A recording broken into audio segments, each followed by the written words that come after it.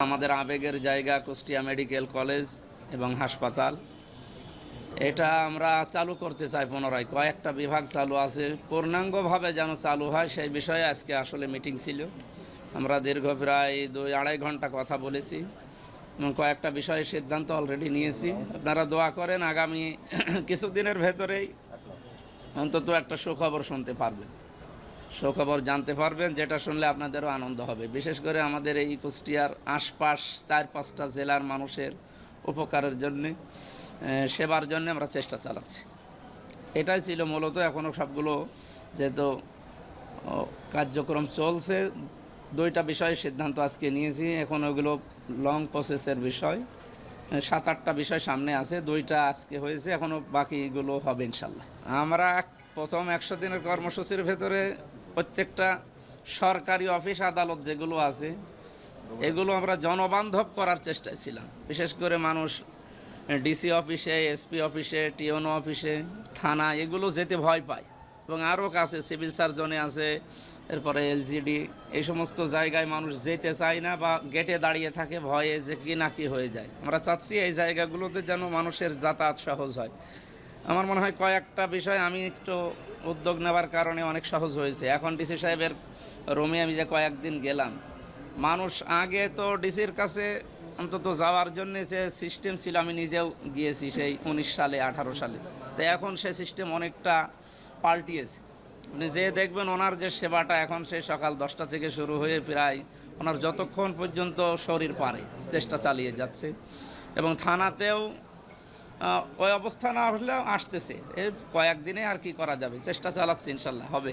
Medical এবং সদর নিয়ে কিছু অভিযোগ আমার কাছে আছে লিখিত, এগুলো আমি জানিয়েছি, সদরে জানিয়েছি এবং সময় দিয়েছি, এগুলো পাল্টাতে হবে। ওনারাও প্রথমে অন্তত ভুল স্বীকার করে এবং কি মাপ চেয়েছে যে এটা আসলে আমাদের কন্ট্রোলের বাইরে ছিল এবং উপরওয়ালার দোষ দেয়। উপরওয়ালা কুষ্টিয়ায় কেউ নেই, উপরওয়ালা এখন আমি। সুতরাং যা হবে কিছু হলে আমারে জানাবেন। দালালদের এবং ওই যে বিভিন্ন স্পিরিট মানির কথা বলা হয় এবং কালো কিছু হাত আছে, এই হাতগুলোর কথাও গোপনে কেউ কেউ জানিয়েছে। আমি সরাসরি জানিয়েছি যে 2 নাম্বারই কেউ যদি করতে চায় সরাসরি বলবেন যে মাওলানার কাছে টাকা দেওয়া আছে বা এই বিষয় বলা আছে, আপনারা ওনার কাছে যান। মানে এত ক্ষমতা নিয়ে কে চলে কুষ্টিয়ায়, আমি দেখব বাকিটা। নির্বাচন চলাকালীন সময়ে, সেই সময় তো আমরাও আপনাদের মতো। এখন যেহেতু পরিবর্তন এসেছে, এখন আমি খোঁজ নেব, আমি এখন নিজেও যাব, দেখি বাকিটা। আশা করছি থাকবে না ওই জায়গার যে বদনামটা অন্তত যেন আর না থাকে আগামীতে।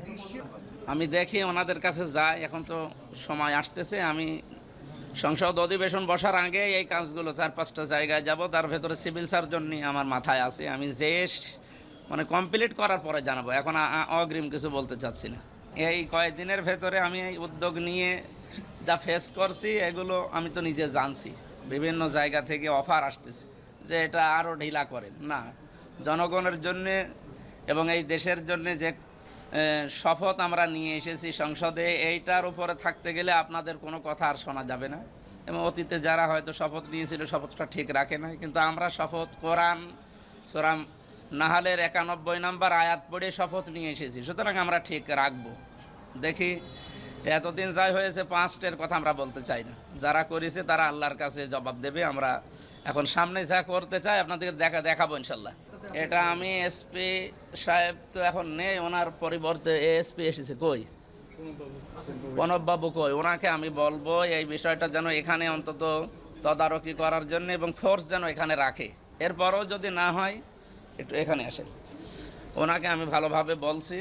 বাকিটা আপনি দেখবেন, সাংবাদিকদের যে প্রশ্নটা আছে এখানে, মানে উৎকোচের বিষয়টা আসতেছে, এটা যেন সামনে না আসে। ওনারা দরকার হয় এখানে ফোর্স রেখে দেবে।